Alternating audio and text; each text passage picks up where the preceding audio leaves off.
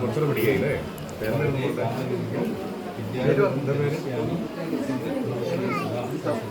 ജിതി പാർവതി നല്ല പേരാണ് കേട്ടോ. ഇത്രയും നല്ല പേര്, ഇത്ര വലിയ പേരൊക്കെ ഉണ്ടായിട്ടാണല്ലേ. നാളെ തരും.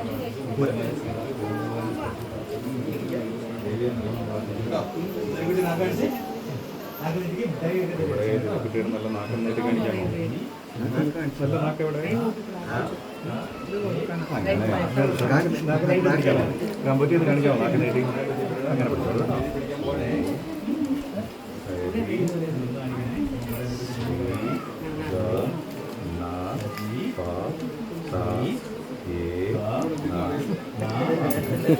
ശ്രീ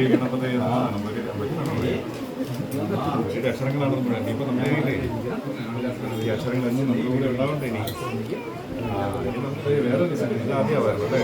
ഈ അക്ഷരങ്ങളൊക്കെ നമുക്ക് ഇതിനകത്ത് എഴുതണം. നമ്മുടെ കൂടെ എന്നും ഉണ്ടാവണം. നമ്മളെപ്പോൾ വിളിച്ചാലും ഓടി വരണം. ഇങ്ങനെ എഴുതാം. ഒരു വരലത് ഇങ്ങനെ നീട്ടി ഒരു വരലുകൊണ്ട് മാത്രമേ ഇങ്ങനെ വെച്ചിട്ട് ഓരോ വരലായിട്ട് ഉണ്ടായി വരണം കാണുന്നുണ്ട്. പറയാൻ പോകും.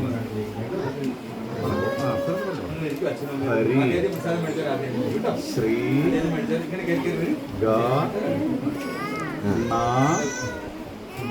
ബ ത യേ നമ. പിടിക്ക്. ഹരിശ്രീ ഗണപതി നമഃ. ഇത് പറയാൻ പറ്റുമോ കുട്ടിക്ക്? അവിഘ്നം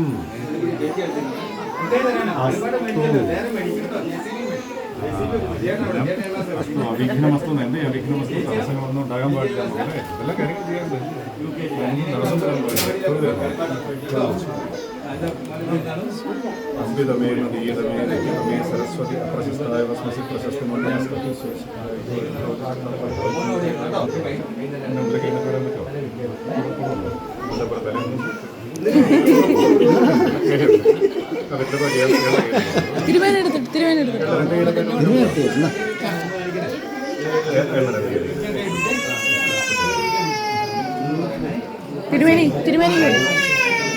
എന്റെ കയ്യിലൊക്കെ നോക്കിയാമോ?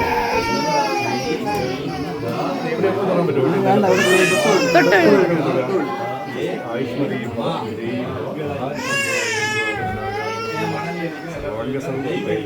വിളിക്കായിട്ട് പോയിട്ട് വരില്ലേ? വലിയൊന്നും ഇങ്ങോട്ട് പറയില്ല. ഞാൻ വിളിക്കായിട്ട് വരാം. പോയിട്ട് ഞാൻ ഇവിടെ ഉണ്ടെങ്കിൽ കാണാൻ നോക്കണേ. ഈ ഒരു സങ്കല്പം ഒന്ന് മനസ്സിൽ വെച്ചോളൂ. ആ രൂപം നമ്മളൊന്ന് മനസ്സിൽ സങ്കല്പിക്കുക. നമ്മുടെ ഉൾക്കാഴ്ചയാണ് കാണേണ്ടത്. സരസ്വതിയെ അറിവിനെ കാണണമെങ്കിൽ നമ്മുടെ ഉള്ളിലാണ് തെളിയേണ്ടത് അല്ലേ? ആ രൂപം ഒന്ന് സങ്കല്പിച്ച് തൊഴുക. പ്രദക്ഷിണമായിട്ട് അവിടെ വന്നിട്ട് അവിടെ ഇങ്ങോട്ടാണ് നമ്മൾ ഈ കാണുന്ന ആ തട്ടിൽ കുറച്ച് മണലിട്ടിട്ടുണ്ടാവും. ഇയാളുടെ കൈ പിടിച്ച് നമ്മൾ ഹരിശ്രീ ഗണപതി എന്നാണ് ഇളകുന്നത്. നമുക്ക് എല്ലാവർക്കും എഴുതാം. നമ്മളൊക്കെ അമ്മയുടെ മുമ്പിൽ കുട്ടികളല്ലേ പറ്റും. എവിടെ ദൂരെയാണോ സ്ഥലം?